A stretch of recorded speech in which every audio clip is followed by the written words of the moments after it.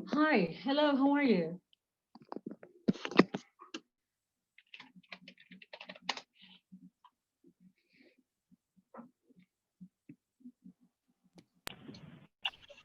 Welcome, Sarah. Thank you. Thank you.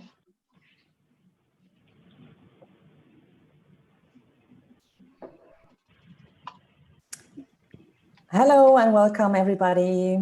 My name is Christina Drews. Thank you for being here. We start our webinar today. I welcome you very much to today's webinar on the challenges of health and well-being in learning cities. We work at the UNESCO Institute for Lifelong Learning, and just now at the beginning I would like to briefly say some things regarding the logistics of this webinar. It will last 90 minutes and it's being recorded, and the recording will be available on the UIL YouTube channel. A link to this page will be shared in the chat. The format for today's webinar are individual presentations followed by a questions and answers discussion. Each panelist today will have 10 minutes to make their interventions, and I will remind participants of the time. The audience is muted, and please use the questions and answers chat room to ask questions. We will be taking the questions from the questions and answers section of the webinar during the discussion session. And when you write in the chat bar, make sure that you write to all panelists and all participants, not just to the panelists. So very pleased to welcome you today. Since June 2020, UIL and Pascal Observatory are hosting each month a virtual meeting on a specific topic relevant for learning cities around the globe.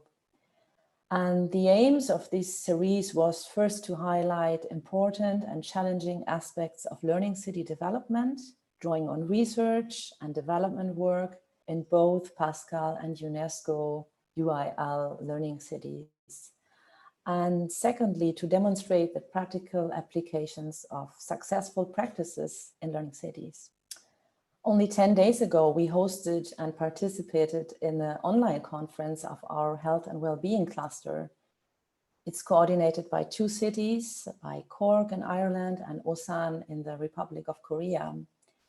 And this first cluster meeting was entitled Learning for Well-being, Strengthening Resilience in Learning Cities. And one of the objectives of this meeting was to find and determine research priorities and actions to be taken for the 5th International Conference on Learning Cities coming up in 1 year in autumn 2021. As I'm speaking to you today, in Germany, we're facing again another harsh lockdown. And so this global pandemic is really affecting everybody. It's affecting every aspect of society. And it has brought into sharp focus the importance of staying healthy. There is a lot of trauma, a lot of mental trauma. So mental health experts say we may also experience a second wave of mental health issues related to the pandemic due to the high level of stress, a lot of emotional trauma, and of course, financial disturbances. At the same time, we see planning and policy making more inclined to public health investments. We see efforts to promote diverse and cohesive communities together with sustainable environments and stronger local economies. There is definitely a greater interest in the impact of urban environments on health and well-being. And today we have the chance to listen to the experiences on the local level in tackling these areas. So we are joined by speakers from the World Health Organization. Then we'll jump to Latin America. We have the Colombian capital with us today. And afterwards, hopefully, we will be joined by a representative from Iraq. And we will also hear from Professor Mitchell from the University of Glasgow. But first, I would like to give the floor to my colleague, Mr. Raúl Valdés-Cotera, and he will do some introductory remarks. The floor is yours, Raúl. Thank you.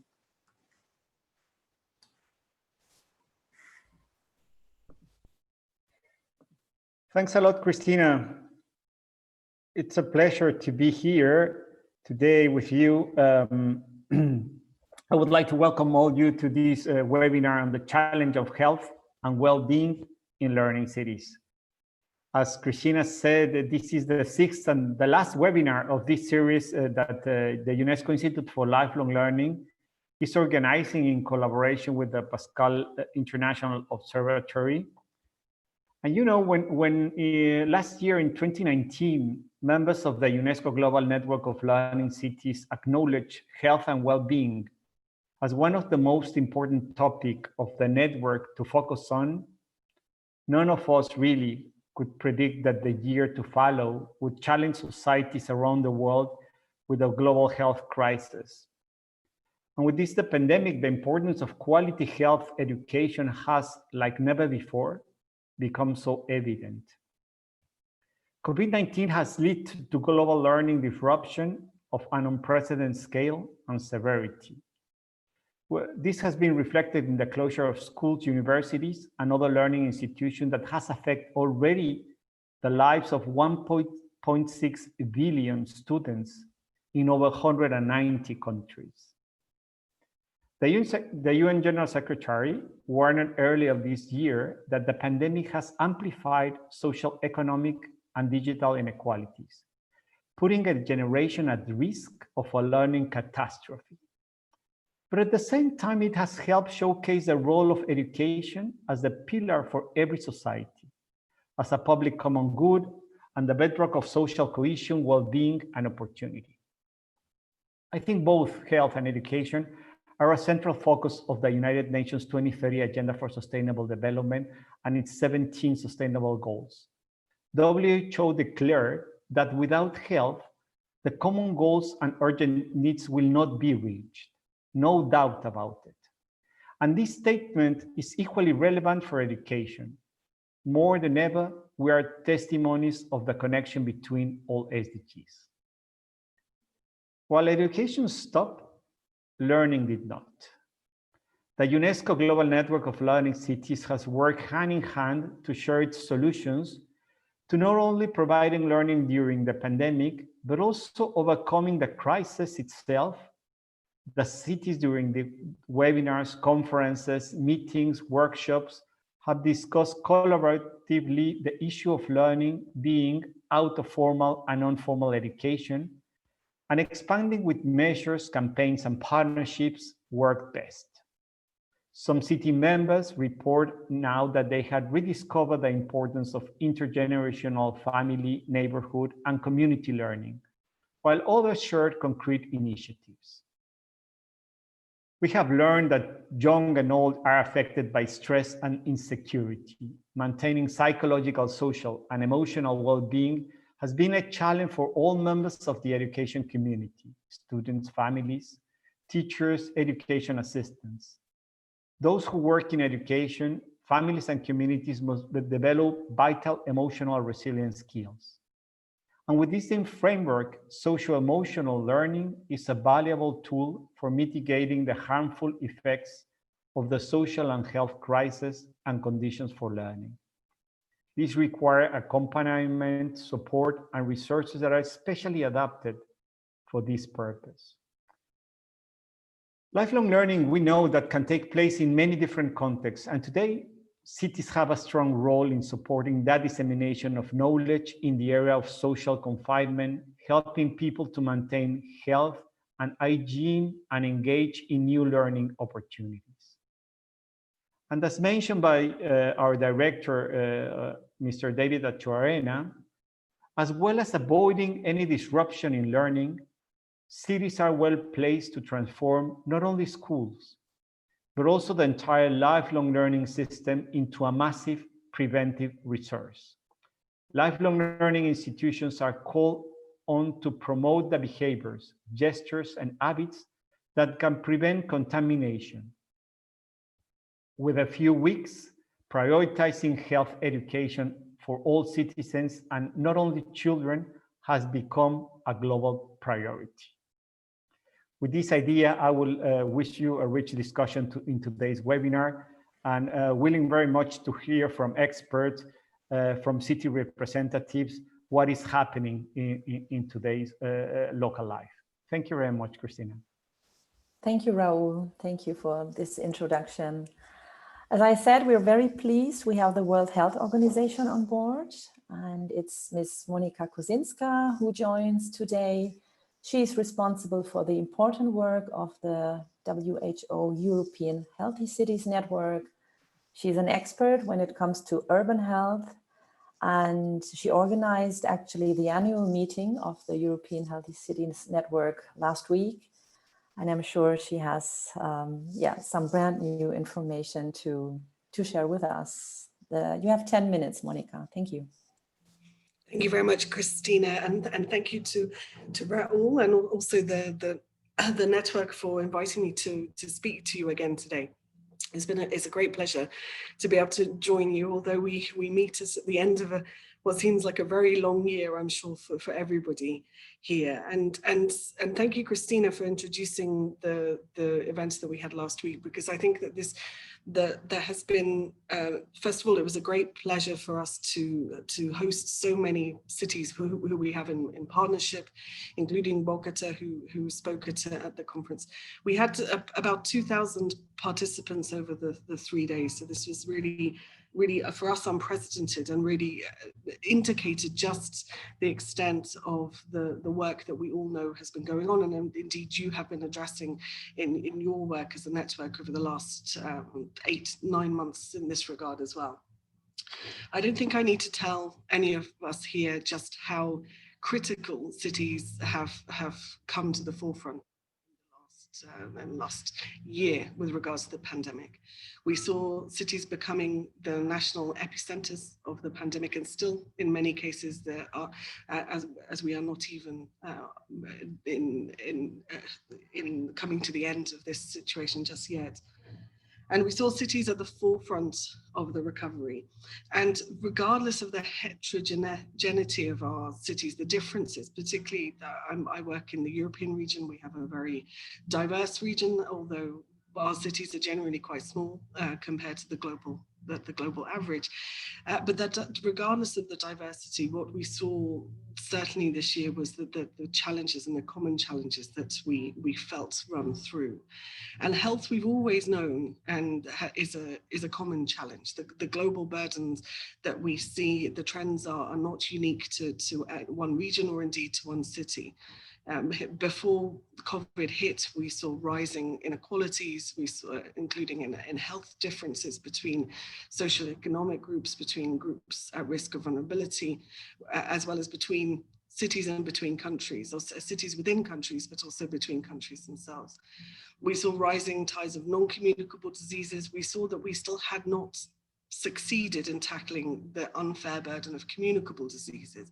And it was really through these veins of inequality that we saw the pandemic run. And this as a reminder of us, and thank you to Raul for making that point so strongly and so well, that these are fundamentally interconnected. We cannot separate out the Sustainable Development Goals. They are indivisible.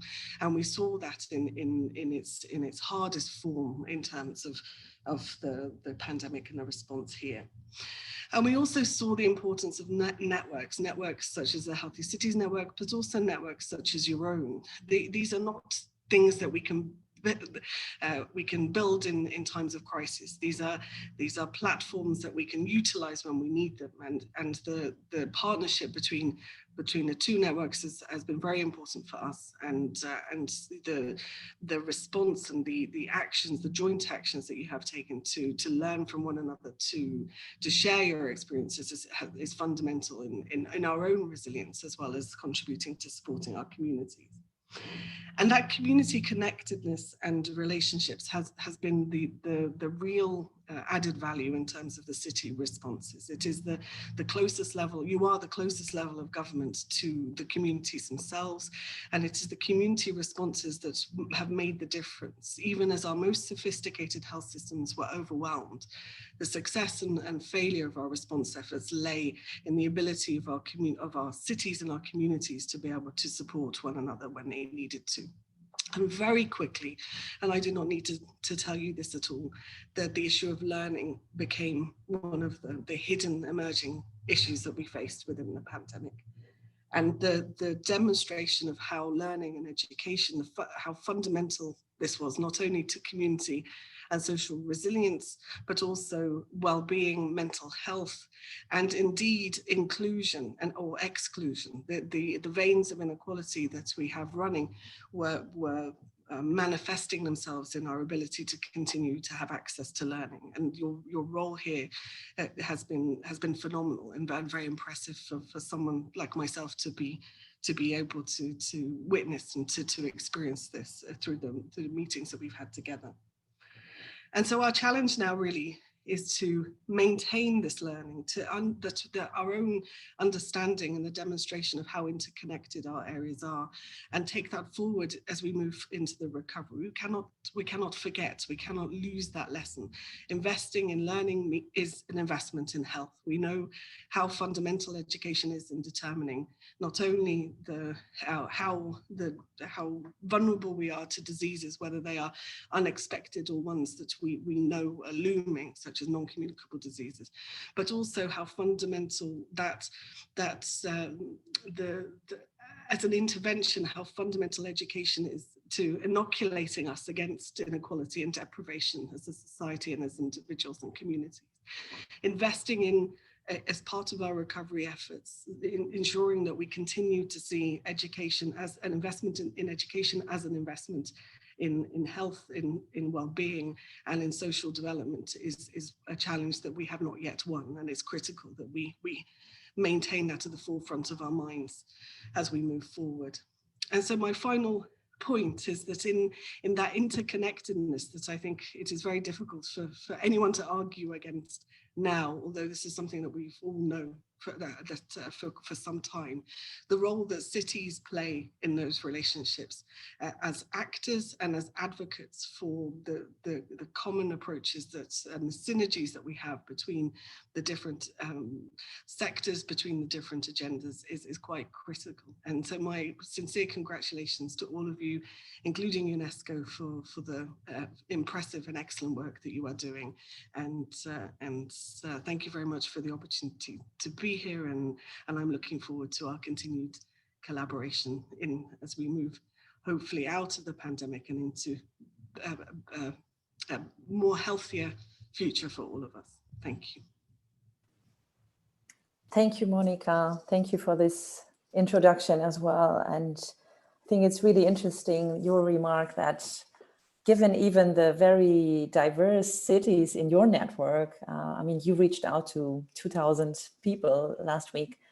They are really universal problems we're facing. So, I mean, hence the interconnectedness is really very obvious. Thank you. We are also looking forward to continuous collaboration. And I think we will have now the next speaker will come up with some very practical approaches. Let me welcome Mrs. Sara Valencia from Bogota. She is director of the district's research center for health education of the Health Secretariat in Bogota. And she speaks on behalf of the Mayor's Office of Bogota. And I'm not sure. Yes, the presentation is on. So can you hear us? Good morning to Sara. Good morning. Good morning, everybody. Yes. Thank you for hosting us for this invitation. We want to share with you some of our experiences through the pandemic related with education, well-being, and health. Our research center has been focusing on 3 main areas. If you can proceed with the next slides, please. So in our case, we have as a goal to transform through education, cooperation, and research the health and well-being of the different actors in the city. So the next one, on the health area, we have one specific objective, that is to promote, develop, and consolidate educative strategies to transfer knowledge on health professionals and the community on key health topics. And as the previous speaker was mentioning, education is quite important, not just for the training of professionals and health professionals that has been quite crucial here in Bogota, but also it's because education is a health determinant and also can decrease health disparities, and health professionals also requires constant knowledge transfer. And health literacy has shown an important effect on how people can face different diseases and can prevent. Also for us, it was very important not just to teach people about biosafety, about the diseases, how to manage the different protocols within the healthcare institutions, but also that people through different strategies can be health promoters in their own communities, and through peer communication and different actions, they could develop a sense of responsibility of how to face these challenges that the pandemic was putting us through. So that was quite important. And so I'm going to show you 3 different strategies that we have been working on over this period of time. So please, the next slides.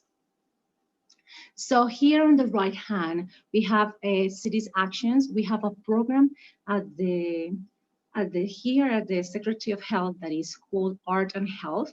And what we want to promote is through different art expressions in different areas, not just in hospitals, but also through community activities, how art can be a vehicle to show us how to face different mental health situations. So in the next one, in the communities, we had a program that was called Health Promoters.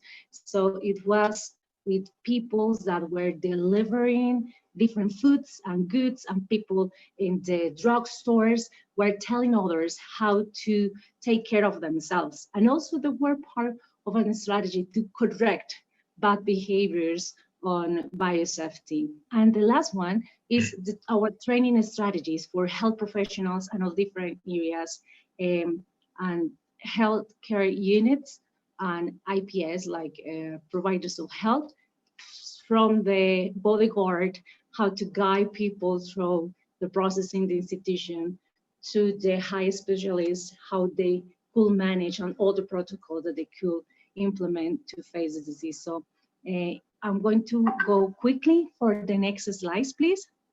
So in the Art and Health program, we have 4 different areas that we are working on. One that we are implementing right now is the time capsule.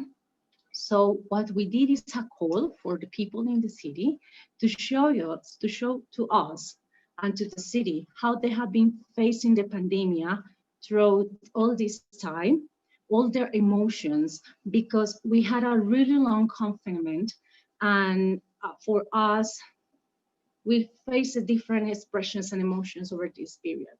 We faced depression, anxiety. Sometimes we want to hug others. For other people was a time to reflect on themselves. So people painted, drew, took photographs, they write about their experience. So it was a way to connect emotions and how all of us, despite being in our home, a little bit separated and just interacting through these cameras, also were experiencing similar feelings, and how telling those feelings can be also healing. And when you connect on others through emotions, that creates also as a society a connection. And we wanted to reflect on that. We know that mental health is going to be one of the critical points on the future, and the effect that the pandemic has had on mental health. We will see those results in the next years. So we wanted to see how people were experiencing that. So we have this time capsule. We have received plenty and a lot of different expressions, and we want to present this result of these art expressions next year to the city and to the world, to tell people how we live through this period of time. So that's part of our strategy to connect and perhaps to well-being. Then we have our online virtual education platform. We have different courses there. And one that is quite important, the next one, is the one that I was mentioning before, that we had a route for healthcare people working in different institutions. So we trained them through this platform on how to manage the different stages of a patient within the institutions. And it has been quite successful. We have had more than 35,000 people trained through our website and our platform. And it have helped develop different capabilities, how to manage sample, how to manage patients. So it has been focused on health professionals and of people working in institutions, and it has been quite useful for us. And the last strategy, we can go to the next slides, is what we call health promoters or care promoters. In this case, it was a very community-based program that allow people to know that they have a key role in this pandemic. So it is not just a government issue, it's an issue that depends on our behavior, on how we interact with people, how we take distance measurements, how we wash our hands. So it's part of health literacy, but it's not technical. It's more about how we relate with others. So this strategy was looking for people that interact with others on daily basis, as I mentioned before, delivery guys, people at the drugstores, people selling at different stores in the city. So they were trained on how to promote all the different biosafety strategies, and it has been also quite successful. And we have found a lot of engagement with the community through these strategies. So we wanted to share with you these 3 different ways to promote health and well-being through the pandemic. Of course, we are talking from our strategy and experience from the health sector, but there are also other strategies from this education, from the education sector, that they have been continue teaching through these platforms, but offering different strategies to take care of the students. So all the healthcare that they were providing within the institutions have been provided at their homes. And this has been also one of those experiences that we can share with you and with the world. So thank you for this opportunity. These were the 3 topics that we wanted to show you in a very practical way to connect with people and to get different results on health, mental health, on training of health professionals, and also working at the community level. So thank you so much. Thank you, Sarah. Thank you for these insights and very practical strategies. And I'm really eager to hear also from the experts. I mean, to listen to their reactions to your practical examples you just gave. I think it's really very progressive to also use art as a vehicle, as you said, in this whole treatment and tackling the health and well-being. And I think you also, showed again the connectedness of learning, education on the community level. And thank you again for presenting these successful practice examples. We will now move to our next speaker from northern Iraq. Let me welcome Mr. Dr. Halim. And Dr. Halim is the focal point in the city of Duhok in Iraq. He's the focal point for health project activities related to internally displaced persons and refugees. He's a pediatric specialist, and I'm really looking forward to listen to him and to listen to the presentation. Thank you very much, Christina. Good afternoon. Good afternoon. I think my sound is clear. Yes, very clear. Perfect. Yes. So as you say, I'm Dr. Azad Abjabar Halim. I'm assistant professor of pediatric. I'm the vice manager of Hevi Pediatric Teaching Hospital, which is the main hospital in our area. and also I'm the assistant professor and head of pediatric department related to the University of The Hague. Yeah, next please. Yeah, next one. Just I would like to give you some figure about The Hague. So The Hague is a city is located in the north of Iraq. It's near the border of Turkey in one side, in the other side near the border of Syria. So regarding the learning city, The Hague became a learning city. It started at 2012. The Hague population previously was about 1.2 million, but nowadays it's 2.2 million. And 40% is estimated to be pediatric population. So about 880,000, they are less than 18 years.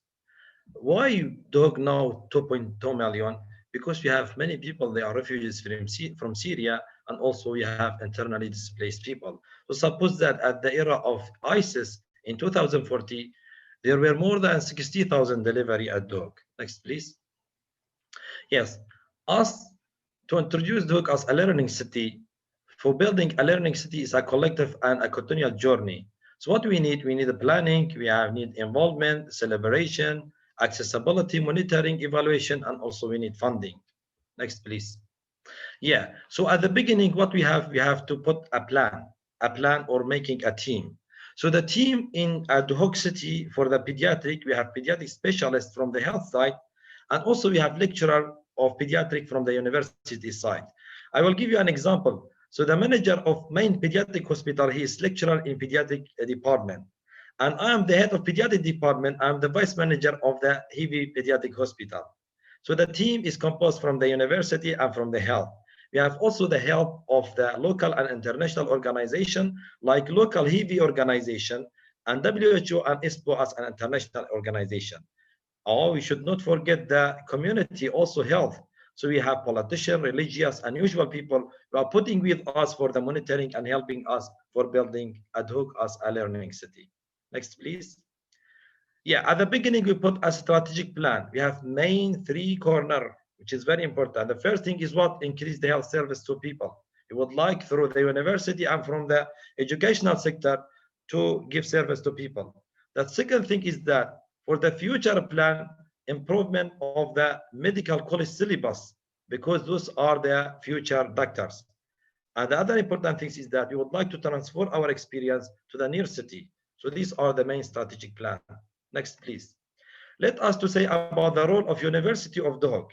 So in The Hague City, University of The Hague contribute and engage in the various fields of the development, like in health, agriculture, infrastructure, environmental protection, planning, cultural activity, and also tourism. These are the role of University of The Hague. Next, please. So what's about the medical education? As I said, we try to change the syllabus of University of The Hague from the classical discipline basic system to outcome-based integrated system. Until now, third-year medical students, they are following the new integrated system. Next, please. Yeah, we also try to share our student in the university for the community learning. Yeah, so as you observe in this cartoon, you will observe our students, they are sharing in the awareness of many days, international days and awareness, like in short stature day, diabetic day, hand washing, even in COVID-19 era. We try to share our student for teaching his people, for example, how to wear the mask and to educate them about the COVID-19. Also, they are caught in HIV, hepatitis, and also they are all sharing in the festival in The Hague City, in the large public garden, and also in the mall. So next, please. Yeah, what's about the media level? As a lecturer in university, we try to do an interview in the local, national, and international, also radios and also television about the weather change awareness, about the common pediatric disease, including COVID-19, and about immunization. So next, please. We have very, very important and interesting subject, that's psychological support. Yeah, so STIPKA is a crisis intervention program for children and adolescents. So it's one of the best Swedish programs for prevention, detection, and treatment of psychologically traumatized children. We have two important trauma in our locality. The first one is ISIS war, and the second one is COVID-19. Till now, we have 30 medical doctors and nurses. They are working in this field. Yeah, next, please. Next one.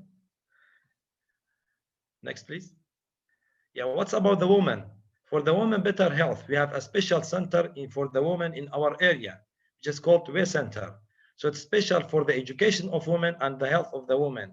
As a university sector, till now we have 10 separated seminars about the infectious disease for women in different sectors from the campus and outside the campus. Next, please.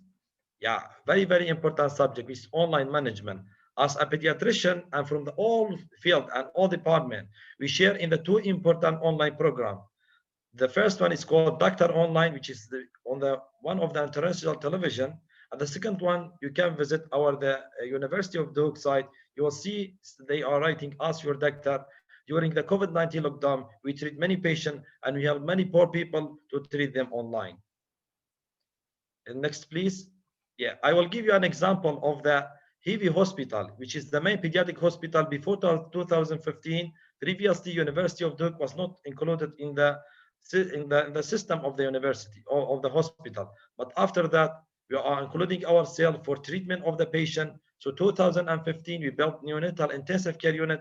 2016, we built the neonatal intensive care unit. And after that, we have semi-intensive care unit, surgical blood department, and after that, triage system in hospital. And now we have building a very good hospital in the area. Next, please. So these are in this cartoon, you will see opening ceremony, a celebration of the pediatric surgical ward, and also the next one will be pediatric emergency. Other important thing, which is very important for the all university and sector, is TOT, training of trainers. Till now, we try to do training for the many staff of the hospital and also in the community. Regarding from the university side, we have 300 trainee trained, 50 trainer of training, and 10 internship in the Italy for the Hevi hospital, and also for the same person, they are expert in the pediatric management. Next, please. Supporting cancer patient. Previously, we have many complaints for those people, especially children. So now I'm the head of pediatric department and also the head of fundraising project for the cancer patient from the dog, and in the coming collaboration with the dog governorate since 2017. We save life of many patients and we bought many medication for the cancer patient. So next, please. Peshmarga level. Peshmarga, those are the fighters who fight against ISIS. So in the collaboration with the medical soldier from the UK, USA, and Sweden, we train 110 Peshmarga in full training course about the combat life support in 2015. Until now, we are continuing to educating them about the medical aspect of the regarding the combat life support. And we visit them many times in the frontal line in Mahmoudiya, which are there, they are very near ISIS at that time. So next, please. Also, as a specialist of pediatric, I am the lecturer of university, also the specialist of pediatric infectious disease. I'm the head of the team for prevention, awareness, and treatment of the critically ill patient, all people who are less than 18 years. Yeah. Also, I would like to share with you about my private clinic. The private clinic also, as from the university side, one of the staff of university, free medical service to internally displaced people and refugees for 1 year from 2015 till 2016. And also we offer free medical service for orphan children from 2015 till now. So next, please. We have many projects, so some persons should monitor us. So the monitoring was through the WHO and also from the ESPO, which is one of the organization from Italy, and hopefully through all this project, the mortality rate within 1 year reduced to less than 22.5% if you compare with the previous year. The next, please. So this will be the last slide. Really, from the university side, we try to obtain many funds from the WHO, from the ESPO, from the European Union, from the Germany, Japan, and Kuwait. And one of the many important things was the renovation and expansion of the main pediatric hospital, which was about €1,200,000. And at the end, I will say thank you very much, and we have greeting from Dog City. So the next slide will be the photos of my city, and thank you very much for this opportunity. Thank you, Christina. Thank you, Dr. Halim. This was really interesting, very informative. And I think it shows also well the very different layers. So beforehand, we heard about arts and education, And now we see that your city is dealing with so many different challenging aspects. You mentioned the women, the displaced person, the ISIS conflict. There is a question for you in the chat. Maybe you can just answer right away if that's fine with you. So if you could please share with us maybe some data about the COVID-19 diffusion in the city and in Iraq, if you have that data maybe. Yeah, really regarding our city, because we have a special team for the pediatric, regarding the pediatric, till now we have 1,700 child infected with COVID-19. And unfortunately, we lost 7 patients. But the other interesting thing is that we have other disease, which is called post-COVID syndrome or pediatric multi-inflammatory systemic disorder. We have more than 50 patients. They become very tired after COVID-19, after 2 weeks. So they get inflammation all over all the system of the body. We observe in our locality, because from the beginning we detect many child, and now we save the life of many patients. So COVID-19 in our locality, we have many patients, and regarding the death, in all ages, per day we have 20 deaths per day. Per day in the country of Iraq? No, I mean in my city. In your city? That's a very, very high Yeah. number. That's a very high number. But it's also interesting, the remarks on the long-term lasting effects of COVID-19. Right. Okay, thank you for reacting so quickly. So that was a very different case, the city of Duhok. And I think it was also interesting to see that how the increase of inhabitants in your city. So this is also not a minor aspect to consider. Thank you so much. We will move now to the next speaker, and all the speakers are very good in respecting the times, so I don't have to mind anybody. So let me welcome now Mr. Mitchell from the University of Glasgow. He's professor of health and environment, and he's also leading the neighborhoods and communities program at the Glasgow University. And he focused very much on the roles which environments can play in creating, maintaining, and perhaps reducing inequalities in health. So very eager to listen to you. You have also 10 minutes. Thank you. Okay, thanks very much. Thank you very much for the invitation to speak. It's lovely to meet you all.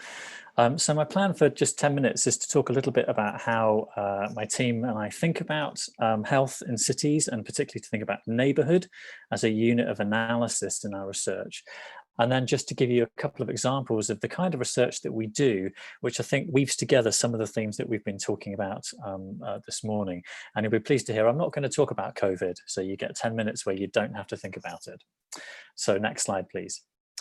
So fairly obviously, when we think about health and well-being in cities, some aspects of the environment, and that's what we're interested in our program, have the potential to hurt us. Next slide, please.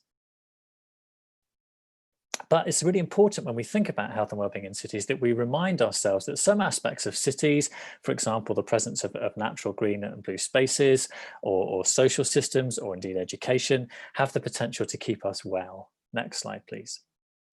Now, when we think about neighbourhood, it's really important to understand that we have different rates and different states of change, and that provides a very interesting laboratory for us to understand its influence on health. So some neighbourhoods stay the same.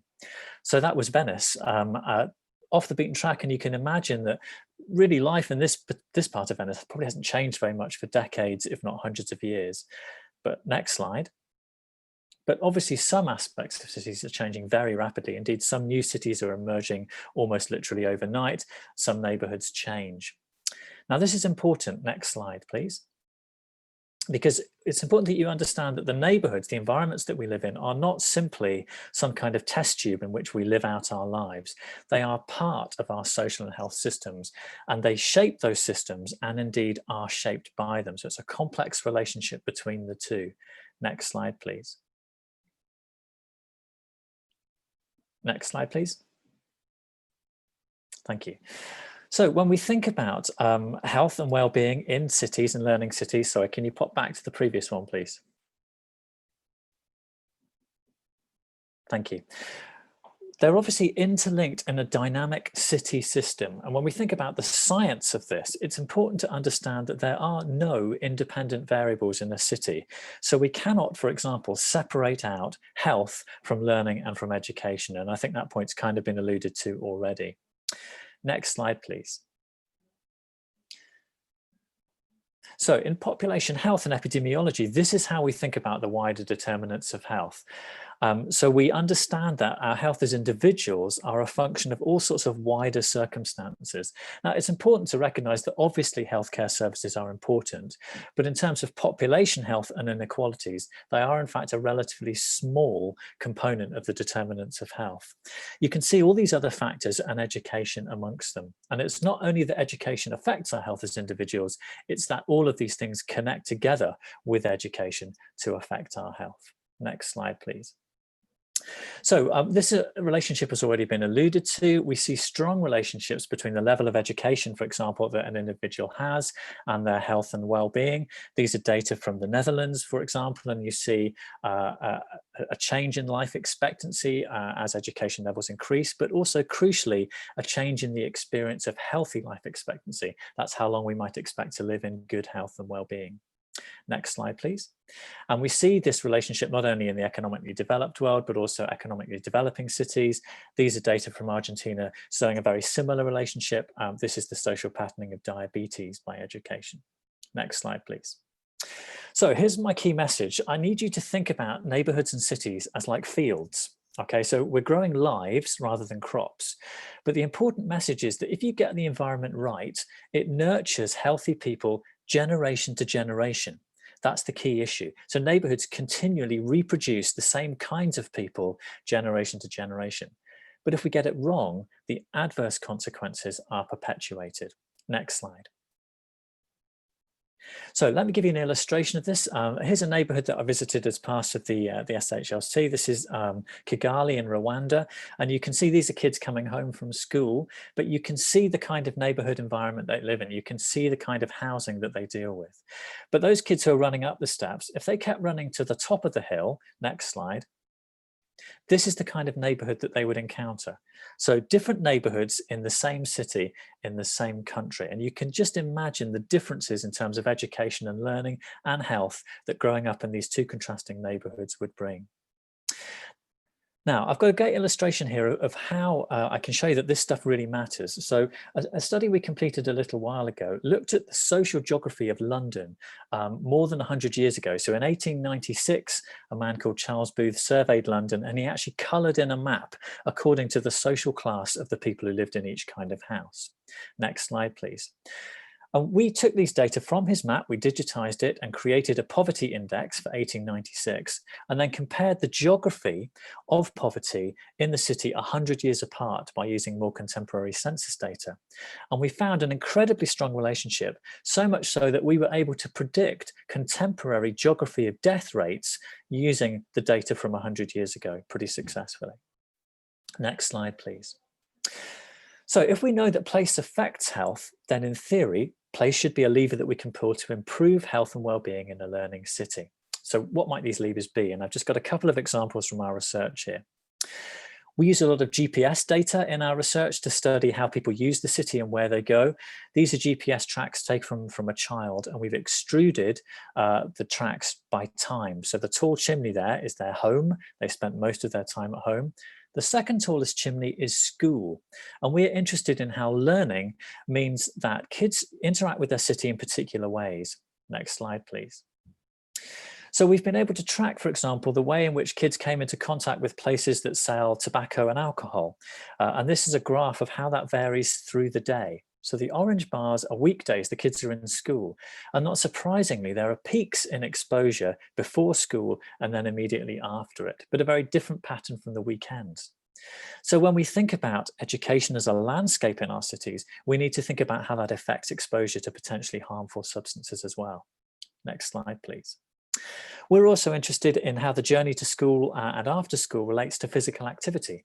So we've constructed an agent-based model. This is a computer simulation of a neighborhood in which kids go to and from school, they interact with their friends after school, and the environment that they live in has an influence on whether they take physical activity. The beauty of a computer simulation is that we're then able to apply policies. So this graph illustrates some different policy ideas about when and where in the kids' day could we get them to take more exercise? Can we encourage them to spend more time in the neighborhood and therefore perhaps play football after school? Should we have those policies in the school day? Should we try to combine these together? Next slide, please. And finally, I just want to draw your attention to something. I don't know whether you're aware of this, but there's a really interesting tool that was developed in Scotland called the Place Standard. Now, this is a questionnaire that you can apply both as policymakers, but also as a member of the public and a citizen, which asks you about aspects of the place in which you live, and is a really interesting way of drawing together all the elements that contribute to health and well-being in terms of thinking about the systems of cities that we live in. Next slide, please. Just to acknowledge that I'm funded by the MRC, the Medical Research Council, and the SHLC is funded by the UK Research and Innovation Group. That's all I've got to say. Very happy to take questions. Thank you.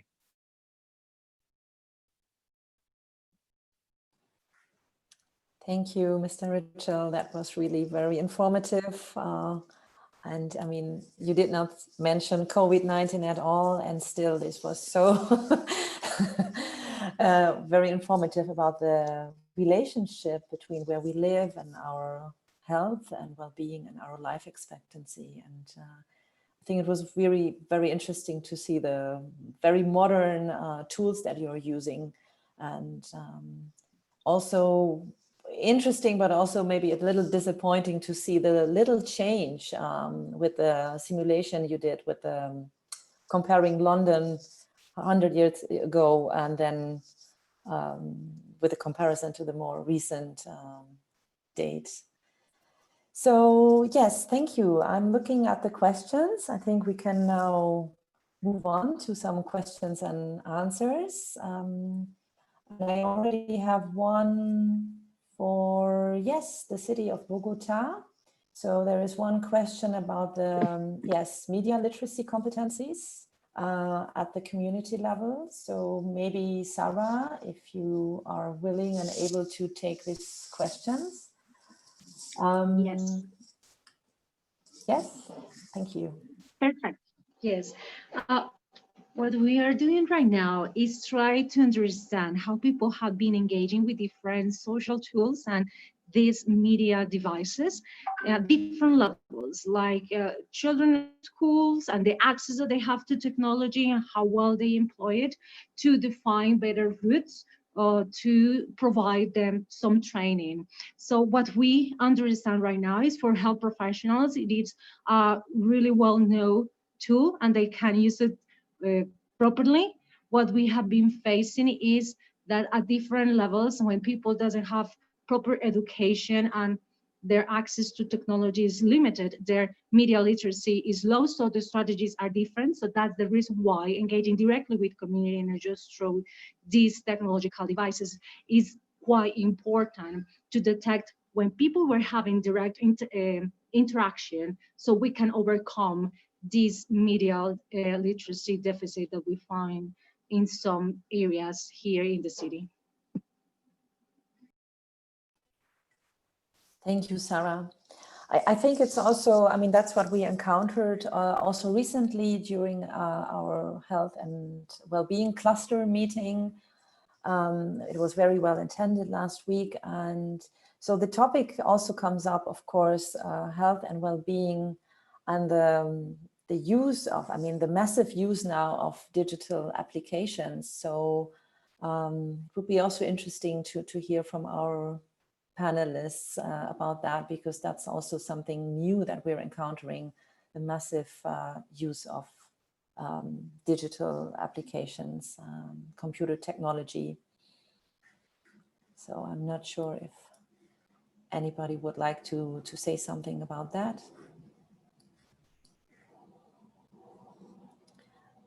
And otherwise, I have one question for, yes, Sarah, you want to?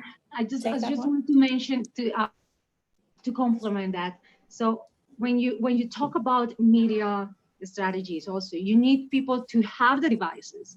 And that was a barrier that was encountered here in Bogota, when you have people going to school, like or the students, and at home they just have one computer, one cell phone.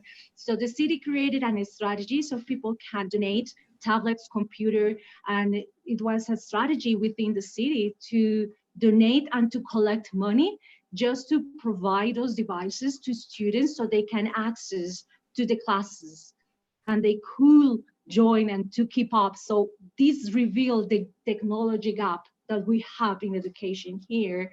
So when you have people having one tablet, one laptop, and they come faster to catch up, you had others that were left behind with technology. So the pandemic also made that Bogota had to take strategies and to develop a way to provide this technology. And with that, to provide some media literacy, not just to the social media and Twitter or those, but also to engage with these tools that we are using right now on our daily basis. Yeah, I think that's I mean, that's happening, I mean, all over the world. And also even in Germany, we have these inequalities of who has devices and who has not the right devices in these times. I have maybe also, there is the question to Mr. Mitchell, if you could answer, take up my question, but I also have another one for you. It would be really interesting if you can give some maybe strategies. I mean, what options can you give to cities who are interested in implementing strategies for health and well-being, including for our learning cities? So maybe you have some tips to share with us. Oh, sorry, slight video problem there. Yeah, it's a really interesting question. I think understanding the connection between things is really important, and taking a system science approach. That's certainly the way that the kind of work that I do is heading. It's one of those things that's very interesting and easy to say, that we should understand that everything is connected to everything else. It's one of those things that's actually quite hard to do in practice. And one of the problems is that certainly in the UK, government and policy is very fragmented and broken into silos. And although there's a lot of discussion about everybody sharing and talking and sharing priorities, in reality, we don't have a minister for everything. You know, ministers have their particular functions and roles. I think the issue around education and continuing learning is very important and not very well tackled, I have to say, in the UK. With regards to health and well-being, though, I think there is an opportunity to deal with that. And as we consider, for example, the challenges in the UK context of social care, and understanding the focus and attention that there needs to be on both the very aging population, but also the population that are trying to support them, i.e. usually their children, people aged kind of 40 to 50. That may be a little window and an opportunity, a point in time in which we have a number of generations connected together with a common purpose. And perhaps that's a place for interventions around adult learning and interventions. I don't know if it could work, but certainly that's one of the ways in which we're thinking about these is trying to see opportunities where things are connected and where people are connected, and to target our interventions at those kinds of places. I don't know if that helps or not. That's just my very interesting idea. We also have another question for you. Maybe I just continue. Sure. From Professor Ramirez, all the way from Ecuador. So he asked if there is any data on how adult education policies have changed across this year, and if adult education policies today more inclusive to generate support of parental skills needed by parents, and how can they positively impact new generations. So, I mean, He's also referring to the different generations. Yeah. So, you know, I need to emphasize I'm not an adult education specialist, I'm an epidemiologist. So this is slightly outside my comfort zone, and maybe Mike will come and rescue me in a minute. But I think this idea of generation to generation production, the idea that neighborhoods are basically fields or factories, if you like, for the recreation of society is really important, because it explains why we're so bad at reducing inequalities and reducing the differences between different types of people in terms of their outcomes. Certainly in my world, we don't tend to study adult education. Typically, our measures of education that we use in our epidemiology is a marker of the end of formal education. So certainly we run models looking at how many years education people had and what they attained. But, you know, it would be almost unheard of, for example, for us to include whether somebody was in continuing education as a predictor of their health and well-being, which is a really interesting situation, and I think is an illustration of this silo, this disconnect between people involved in education and learning and people involved in health. But we are beginning the process of trying to understand much better how neighbourhoods can be implicated in both of these problems. Thank you, Rich. Thank you. And perhaps other speakers could also, reflect whether they agree with the observation that often learning is relegated as a priority in urban debates. So it is just related to what Professor Mitchell has been just saying. So why does that seem to happen? So maybe somebody else. And I'm sure that Mike will also get back to the question on adult education. Maybe Mike, you want to say something right now?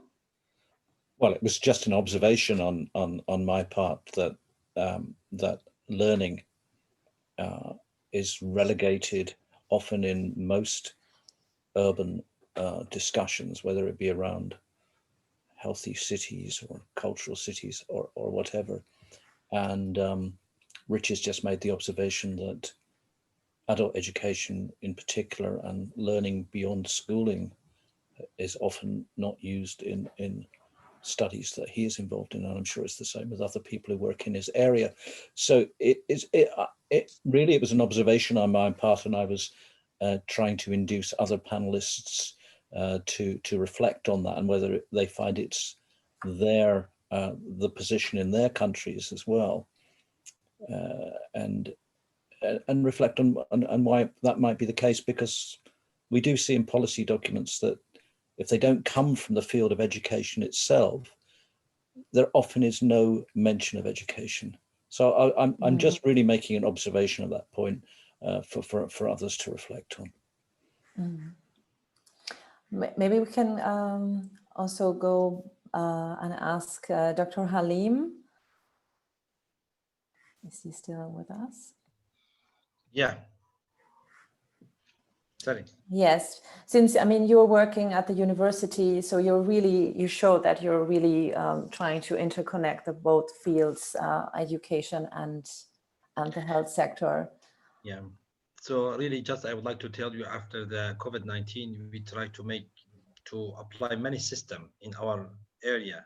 So at the beginning, we try to educate medical students only through the online, but in the health system, I think it's not so beneficial, especially for the first year and second year medical education. I will observe, because it's any new thing that we give only online practice. Before 6 months, we announced that this type of teaching is not good. And after that, we try to participate the student and to bring some student in the hospital to train them on the patient. But unfortunately, we have many students, they are infected with COVID-19. And also we have many lecturers, they are also infected. Really, nowadays we are using the system that we distribute as a student through all the weeks, but in the very small group. And if any person we observe them, they are infected or they have signs and symptoms of COVID-19, we try to separate them. Even for examination, we have a special hall for the suspected cases of COVID-19 during examination of the student. And we try to put those students with some newly infected lecturer. But to say the process of teaching is good nowadays, no, it's not so good like previous years, because we observe the student, even psychologically, they are not good. Regarding the children in general, as I mentioned in my presentation, we have a new programs called SIPCA, which is the new system for the assessment and also for diagnosis of the traumatized child, psychologically traumatized child.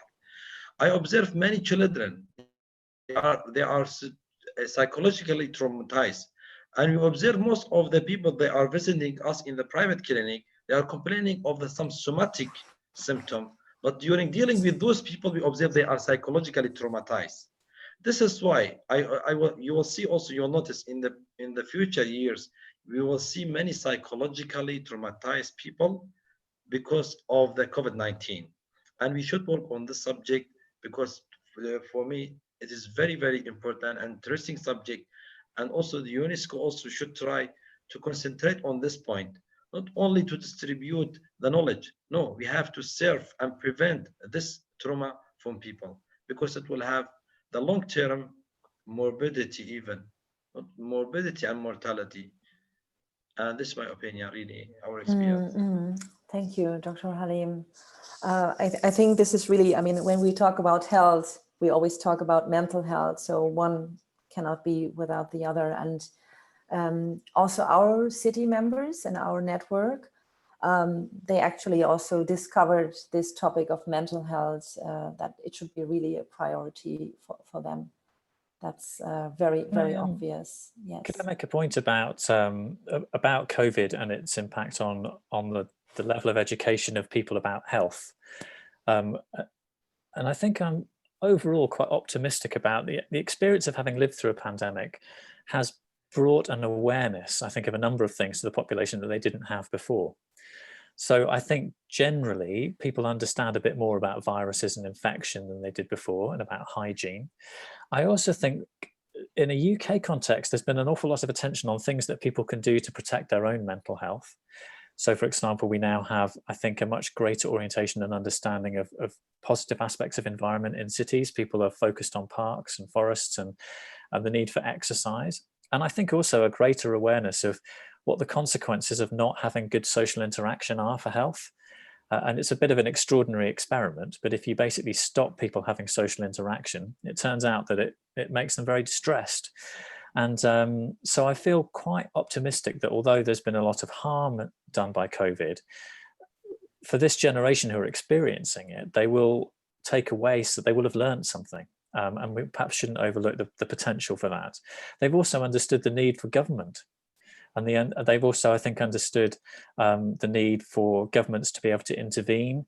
And certainly in the UK context, sometimes that actually where particularly our government is very down on the public sector, they finally understood that you need a public infrastructure to handle these kinds of situations. So I'm optimistic for some of the things that we will have learned.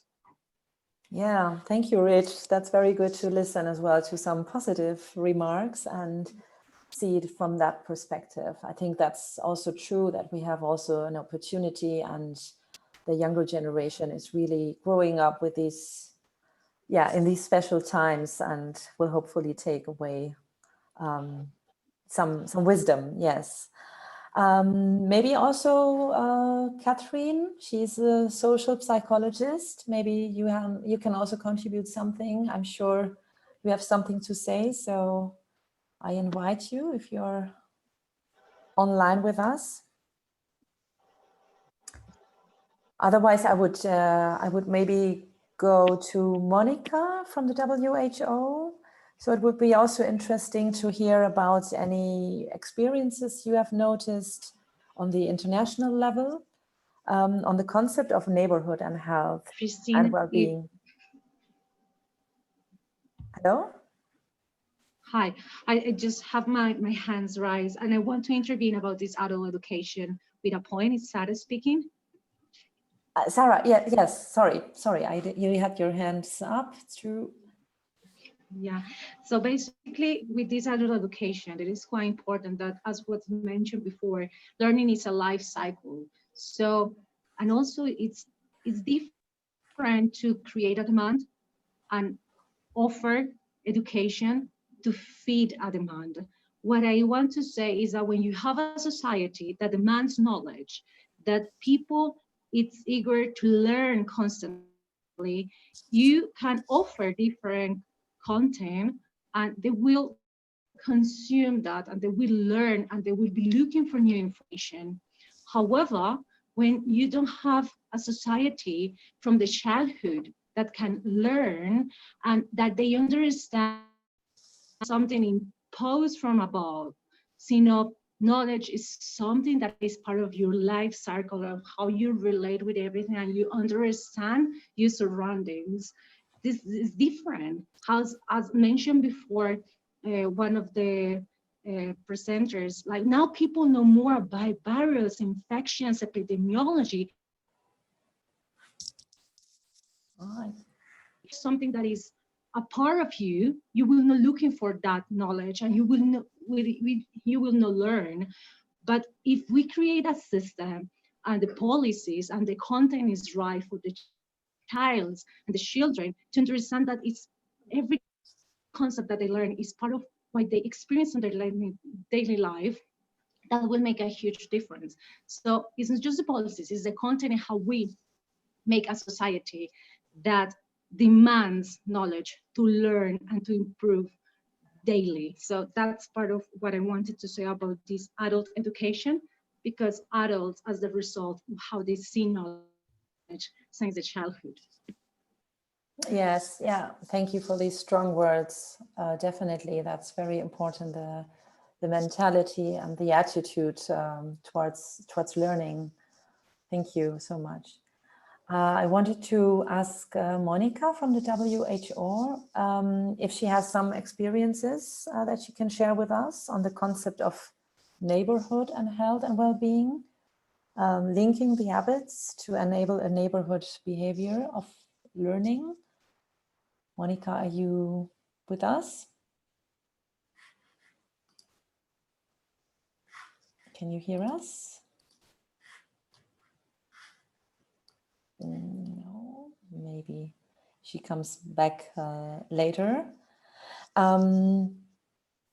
We have also, just a second. There is also a remark for Dr. Halim from one of our representatives from our French learning city, Clermont-Ferrand. This is in the chat. This is something for you that you can address about further collaboration.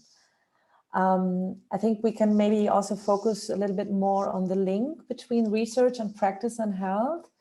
So our members, they make the remark that there is not a lot of data available on the linkages between learning and health education.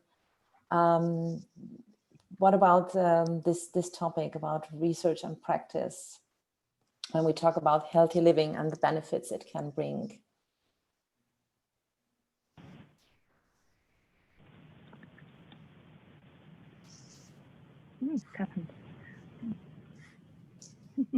Sarah, can you hear us? Yes, I'm hearing you. Yeah. So do you use, do you have a lot of data, research-based data that you can already use for the strategies you're tackling?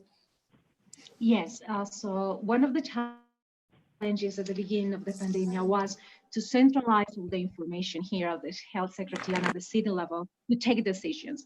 So we have a website here that people can see, that is the Observatory of Health, and all the data that was employed to make every single decision is available there, and people can access on a daily basis to also to do their own analysis and to see how we make those decisions. So it has been part of these open data strategies, and so people understand why and what are the basis to make all those decisions. And also all the data that we have about the training and about the access to the medias and to our platforms and our to education centers is also available.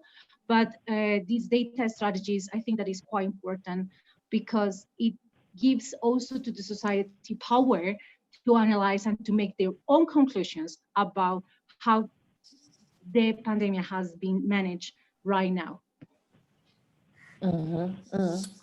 Thank you for this very practical and real example. Thank you, Sarah. I might try again with Catherine. She was facing some internet connection problems.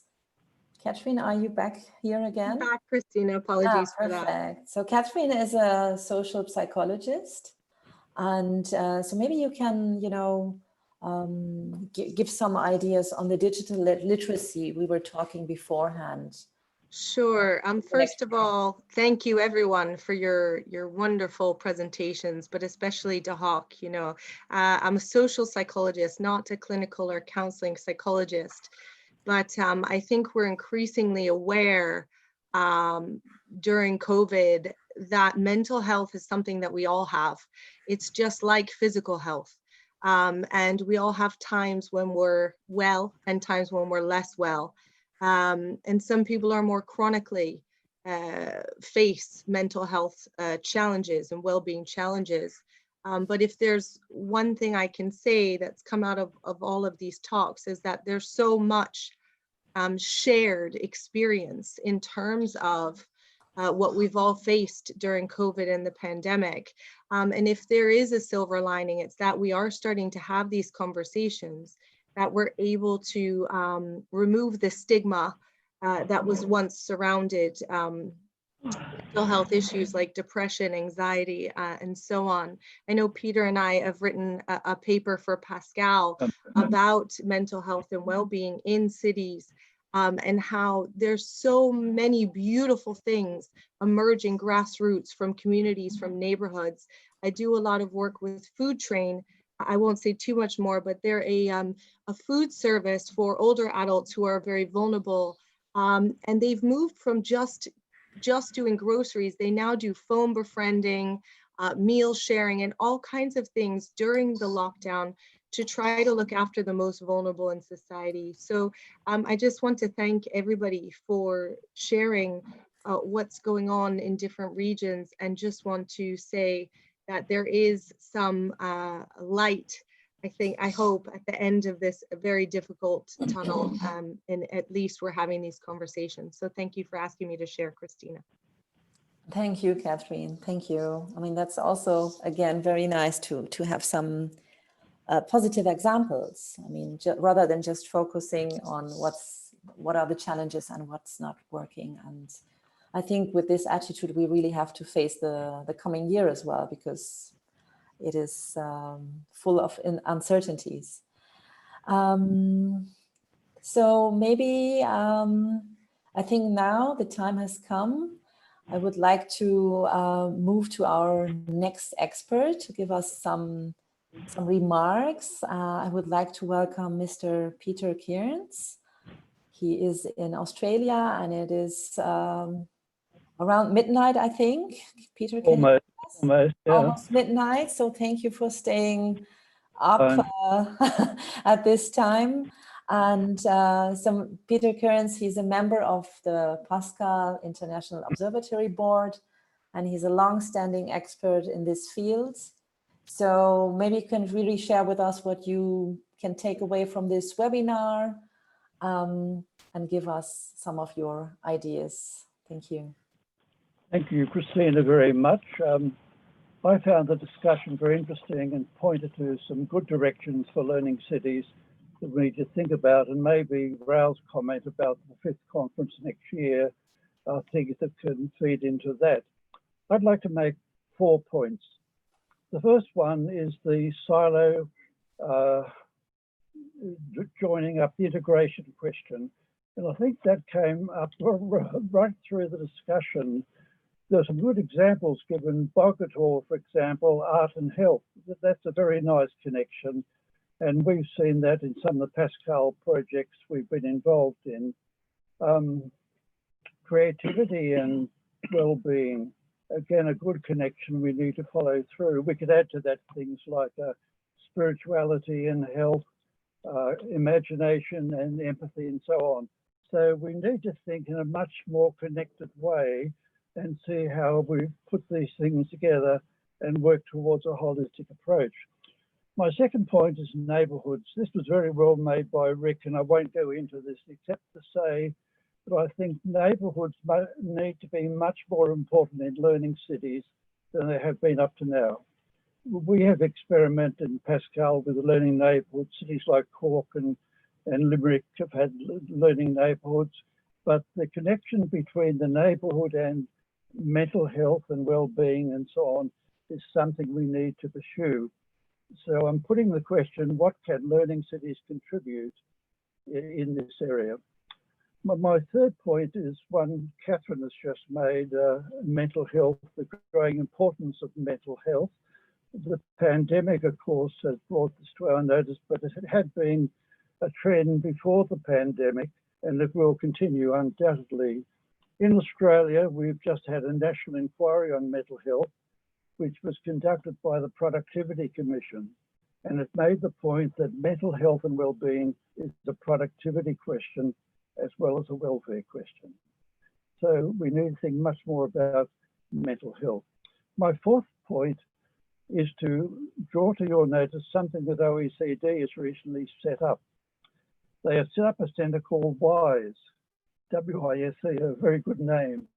It is the Centre for Wellbeing, Inclusion, Sustainability and Equal Opportunities. So this is well-being in a context where you have to think about it with inclusion, think about it with sustainability, think about it with equal opportunity. OECD has a WISE newsletter that you can all sign up to, and they will be conducting webinars next year on WISE subjects. And Pascal and UIL and learning cities are welcome to participate in those seminars. So I think those are the points that stood out for me, except to agree with what Rick said, including that awareness and understanding and consciousness has increased during the pandemic. And this was one good thing to come out of it. So thank you very much for asking me. Thank you, Peter. And we will definitely take your recommendations up for the next upcoming year. Thank you for sharing the information on the upcoming webinars as well. And yeah, and also that we have to, I mean, that's, I think, what most panelists today agreed on. It's really a much more integrated and holistic view that we have to take on all these topics together. So maybe before giving the floor to Michael Osborne, I would also like to ask, yes, Monica again, and also Dr. Halim, if we have maybe a final remark before we come to the ending of the webinar. Anything that you would like to share with us that our audience can take away? Christina, if I may. Yes, please, yes. So first of all, thank you very much to all of the very interesting and very rich presentations that we heard today. And I think you've managed to really span the breadth of what it falls under this rich area, whether we're talking about medical education, health literacy, resilience, mental health, exposure to health harming behaviors. I mean, this is fantastic, very, very comprehensive, and my congratulations to everybody and also the organizers for succeeding in doing that. I think the challenge that we face as a community, and I count us together as a community from the health and learning side here, is continuing to push this forward and as a common approach, as a common areas with synergies and concrete actions that require distinct cooperation, resourcing and support from both sides. And I think this is we now have over 40 years of evidence that shows us how important education and health are, how synergetic they are, and how the cooperation between the two sectors is fundamental. And now that the realization of that, so taking that into practice, I think is a challenge for all of us. And we know that this goes beyond the scope of what we've discussed today, but it requires being allowed to do so, having the time as individuals, institutional capacity, resources, and also the sort of mutual co-benefits. So when one of our sectors invests, the other one gains, and that's you know, this is not seeing this as a zero-sum public investment is very important, and this is a slightly different way to how we think about public investments in the public sector. So my closing sort of comment, I think, is that this is it is you know, we have spoken for a long time about the need to break out of our silos and to use the opportunities of a crisis to really turn our rhetoric and our evidence into action. And I think we're there. We've seen a phenomenal shift in the last 10 months, and continuing in that direction, I think, is going to be the way that we succeed to building a better, healthier, more literate future. Inviting me to be part of this conversation. Thank you, Monica, for these words at the end of the webinar. And the point of investment was also made by one of our participants, and it's absolutely true. Investment in education leads to a better health, and vice versa. And yes. Yeah. Who was that? Yes, Dr. Halim. Yeah, yes, thank you. I would like to raise the point again that building a learning city is a collective and continued journey. And we have to replan again. We have to involve people. We have some time to celebrate because of the good point. All people should have access for all health facilities. We should have monitoring and evaluation, but all of this will not be accessible without good funding. And also, I would like to say that we should take care of our children because they are the future, and we should concentrate more on the mental health. And we should think about that. We should now, I think all the world is one, all of them, they are in one room. Because previously, when we talk about the infectious disease, we say that this person is infected and this person is not infected. But nowadays we observe that that person from the Germany, they may be the cause of the infection in Iraq, and the vice versa is correct. So we should take care of each other, and we should take care of our children, and we hope that in the next year we will meet with each other in one hall, and we will discuss more advanced things. And the last thing will be that we should change our mind. And thank you. Yes, thank you so much for these nice words at the end. And it's true, we're all sitting in the same boat. So that was absolutely made clear by the pandemic. And it's still, I think this awareness is just, it should be there by now. So Mr. Mitchell or Sarah, anything that you would like to add at the end?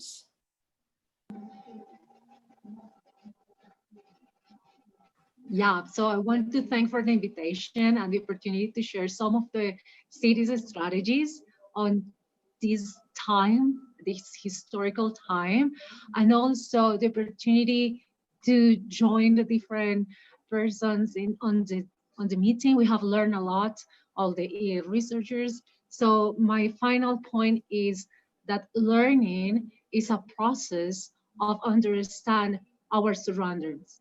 So understand that we are connecting to the world and that we are part of one world. And it is not just disconnected concepts that are out there that we need to introduce in our minds. It's part of what we are. And when we understand that connection and we are eager to learn more about that, then we will be a learning community, we will be a learning world, and we will not be having discussions on how to induce demand of learning. Is how we're going to be growing to produce more knowledge, so people will be learning each day. So the cities also will be demanding for more and more to grow up and feed their spirit with new knowledge. So that's my final point, to also change that mentality, not to feed with knowledge, is just to create a demand for people to learn on a daily basis. Thank you so much, Sarah. Thank you so much to Bogota I think that's also very useful to hear that at the end. And it's not about information and data only, but really to have a knowledge and to see really the whole vast picture. Mr. Mitchell, anything? Because I think yeah. Sarah said it very, very well. And just to echo what Peter said, I don't have anything to add, but thank you for the invitation. It's been really interesting. Thank you so much, indeed. Thank you. I would give the floor now to Mike Osborne, and he's Professor of Adult and Lifelong Learning. He is Director of Research, also at the University of Glasgow, and he's the Director of Pascal. So thank you for your closing remarks. Thank you very much, Christina. I'm not going to add very much now to what everyone has said. I think we're in agreement as to what the main issues are, and this will be one of the easier reports for me to write in that sense, because I think we've seen many comments which have stressed the importance of networking, of making sure that we get out of our silos, that, and as Rich said and others have said, that there are very many factors here and they're associated with each other, and we have to consider them holistically. So really, it's for me to just offer thanks to everyone who's spoken today, to Monica, who gave us a very good initial overview, to Sarah and Azad from Bogota and from Duhok, who gave us two quite different stories of the challenges that they face. In both cases, very difficult challenges and some very interesting perspectives, and in particular in Duhok, which I know very well and which we have connected with for many years. I know what the real difficulties are of the situation that they face, and imagine these situations where they're offering training to their Peshmarga fighters in relation to health and education issues. Rich, who I work with very closely in the Center for Sustainable Healthy Learning Cities, gave us a really good overview of some of the issues from his perspective, and put a lot of things in context for us. And I remember very well that street in Kigali that you presented that photograph of. And I would say to people who are listening, do take a look at the work of our center, because we are trying to bring together these issues of health, education, sustainability, very specifically in the context of neighborhoods. Peter, as always, gave us an excellent summary, and I really want to offer thanks to him for being such an inspiration in relation to our work in Pascal. And for those who don't know, he introduced to us the eco-well concept. And if you don't know anything about it, take a look at the Pascal website, which does similar things in drawing together many of these issues. Catherine, of course, always makes fantastic interventions, and she's done a paper for UNESCO Institute for Lifelong Learning on the relationships between digitalization, digital literacy, and learning cities, which will appear in due course. Behind the scenes, thank you to Sergio, who has been transcribing and sending notes over to Hamburg. And of course, thank you to Christina, to Raul, and Konstantinos, the whole team at UNESCO, not only for this webinar, but for the other 5 in advance of this, which I think collectively have attracted many, many people, and have sent many, many people away with more knowledge about this issue of learning cities, contextualized across a whole range of important themes. And I hope everyone who's listening now has got something out of today. It's obvious from the interventions you've been making that you've found it valuable. So thanks again to everyone. And now I'll hand back to Christina and perhaps to Raul for some very final words. Yes, thank you, Mike. That's very, very kind. Thank you as well to you and the whole team of Pascal. Thank you to Catherine and Sergio behind the scenes. Very helpful. And I think we even had 7 webinars in the last months together. and on very different topics. And I think our members and also beyond our network members, they had the opportunity to learn, and even being distant, we could always sense the connectedness. So that was very clear. And I would also now like to thank once again all presenters, all panelists, and all participants today. We had very interesting presentations from Iraq, Colombia, and the UK. And the slides that were shown, you are able to see them once uploaded onto the UIL website. And there will be also a summary of the webinar shared with you. So yes, with saying these last words, I would also like to announce that the next international conference of the UNESCO Global Network of Learning Cities will focus on global health education and emergency response, and that will be in autumn 2021. So thank you very much. And having said that, I will give the floor to Raúl to make his final remarks. Thank you, Christina. Thank you all. I think that already colleagues gave a very nice recognition to present us to experts. We learn a lot from you, and I think we'll take a good chance to really make it happen, because the world needs it. I think it's also important to really recognize the common work that we have in this series of webinars organized with Pascal International Observatory. It was a great opportunity to all of us really to commit and reflect on the changing world, but also on the role of lifelong learning, the challenges caused by these changes, in particular during the pandemic time. Thanks to all of you, Mike, Catherine, Sergio. I think was really very pleased to work with you. And I will say to the team at UIL, thank you very much, Konstantinos, Christinas, Marie, Katia, for making this happen.